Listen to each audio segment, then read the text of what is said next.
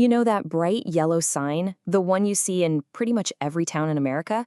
Well, that company, Dollar General, just dropped a quarterly report that made Wall Street's collective jaw hit the floor. So today, we're going to break down exactly how they did it, what it all means, and what could be next for this retail giant. I mean, with almost 21,000 stores, we all know Dollar General. It's everywhere. But what's happening behind that familiar storefront is pretty incredible. Their fourth quarter results weren't just good, they were a total blockbuster, blowing right past what almost everyone was expecting. Let's just look at some of these highlights. First up, just look at this number, a 121.8% year-over-year growth in diluted earnings per share. Now, in simple terms, that's just a massive, massive leap in profit for each share of stock. It's the kind of number that signals a business is just firing on all cylinders. Next, let's talk about the sheer scale here. They raked in a record-breaking $10.9 billion in net sales just for the quarter. That's up almost 6% from the year before, and it's because more people are walking in their doors and, well, they're spending more money when they do. And, this little number right here might be the most important one of all. For 3 straight quarters, Dollar General has seen more customer traffic. In the world of retail, getting more feet through the door is literally the name of the game, and this shows their strategy is absolutely working. So how did all this stack up against what the experts were predicting? Well, that brings us right to our first section, the big beat. See, Dollar General didn't just meet expectations, they kind of shattered them. Now, what's really fascinating here is the gap between the forecast and what actually happened. Wall Street analysts were thinking revenue would be around $10.78 billion. Dollar General delivered $10.91 billion. They predicted earnings per share of $1.57. The company came in with a whopping $1.93. You don't accidentally beat expectations by that much. It's a huge signal that something fundamental has shifted in the business. And this quote from their CEO, Todd Vasos, really frames it perfectly. He didn't just call it a lucky quarter. He said they've stabilized the business and are now laying the groundwork for real growth. This wasn't some happy accident. It was a deliberate turnaround. So how'd they do it?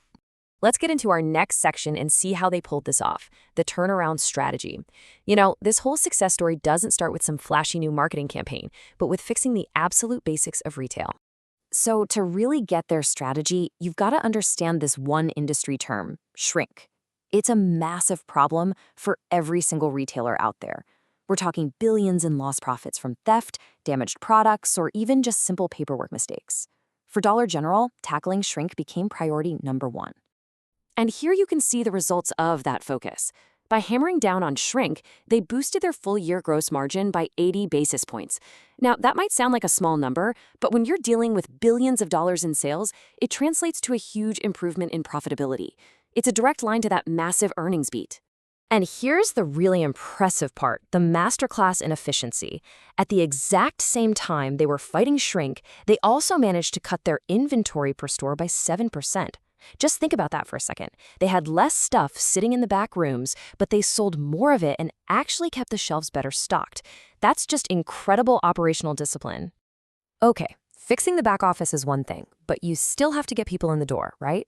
And that brings us to our next big piece of the puzzle, winning the customer. How did Dollar General turn those operational wins into more shoppers and more sales? Well, their whole plan is guided by these 4 clear pillars.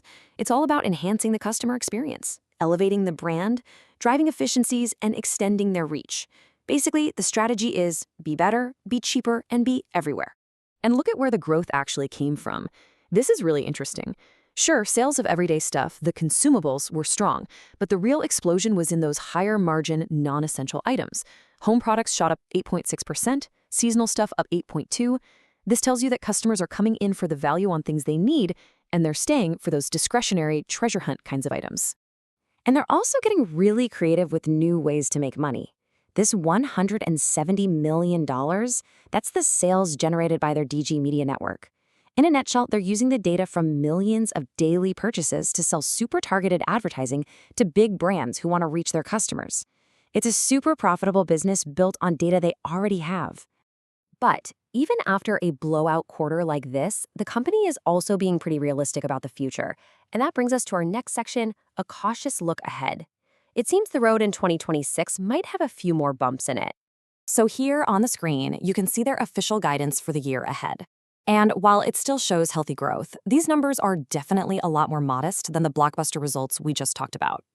So the natural question is, why the sudden caution? Well, a really big piece of the answer has nothing to do with how the stores are performing. It actually has to do with a change in the US tax code. Specifically, this number. It represents the hit they expect from the expiration of something called the Work Opportunity Tax Credit. It was a program that gave companies a tax break for hiring certain types of workers. Now that it's gone, it's expected to shave about 13 cents off their earnings per share. This one single external factor explains a lot of that tempered outlook.